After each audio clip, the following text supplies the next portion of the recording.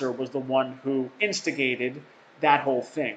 And he humiliated the old colonial powers by forging this nationalist movement called the Ba'athist movement. I'll put that down below so that you can see how it's spelled. Basically, it was a mix of Arab nationalism and socialism. So the Suez Canal, which had been built by the French and the British, was seized by the Egyptians by Colonel Nasser for nationalist reasons. 5 years later, it's 1957. Saddam, who's now 20 years old, out of prison, presumably, he joins the Ba'ath Party in Iraq. This was a pan-Arabic movement across the Middle East. Ba'ath means, in Arabic, it means Renaissance, again, for what it's worth. And it was a revolutionary political movement that supported Nasser's idea to unite the Arab world into one powerful Arab state, let's say. During this time, Saddam was working as a secondary school teacher, like someone you might know. A year later, 1958, Faisal II of Iraq, he was the king of Iraq, but he was basically known as the puppet leader by the French and the British. He was assassinated in a military coup led by General Qasim, and this is known as the 14th July Revolution.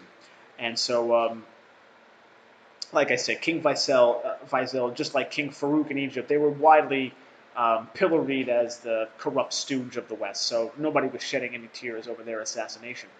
But a year later, Qasim lost popularity by refusing to join Nasser's United Arab Republic and even allied himself with the Iraqi Communist Party that openly opposed Nasser's ambitions. See, in this context, you have to understand that like communism and nationalism are two diametrically opposed ideologies. Nationalism believes in a strong nation state. Communism believes that it's a class struggle, that we're divided by class, not by national boundaries.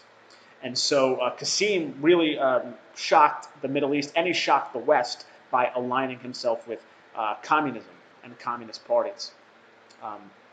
So what did Nasser do? He's very powerful right now. He's jockeying Nasser in Egypt to be like the #1 Arab strongman in the Middle East this time. So he plots Qasim's assassination with the help of the Iraqi Ba'ath Party. So of course Saddam is in the Ba'ath Party, so he's actually involved in this. Saddam was one of 2 would-be assassins who shot Qasim as he drove past him in his car. However, Qasim was only injured and Saddam fled to Egypt, and for some reason he was not arrested. He began studying law at the university. He wanted to become a lawyer now because he wasn't satisfied with being a teacher. 1963, so we're jumping ahead another 4 years here. Qasim was assassinated, finally, by Iraqi army officers who installed the Ba'ath Party into power. This is known as the Ramadan Revolution.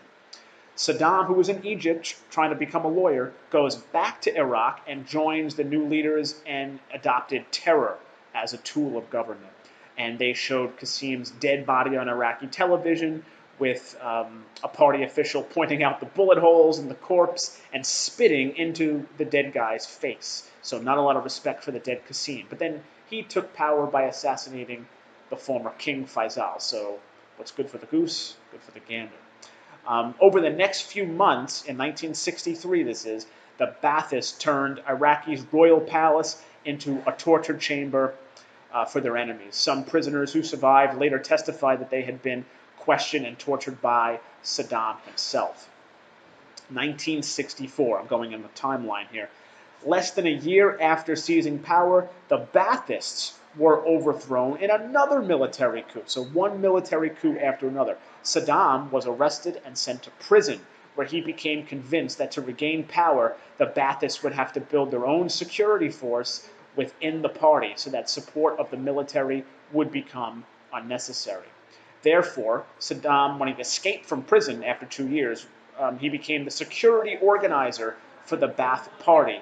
He created a large force that used violence to terrify citizens and remove political leaders. So you think about this. We studied Stalin for the first 4 months of the year, and how he became the leader by appointing people loyal to him into positions of power, creating a very strict security force, the NKVD. Saddam, he's often compared and called the Middle Eastern Stalin or the Arab Stalin because he takes power much the same way Stalin did, by appointing people loyal to him into positions of power and maintaining an iron grip on the security apparatus of the country.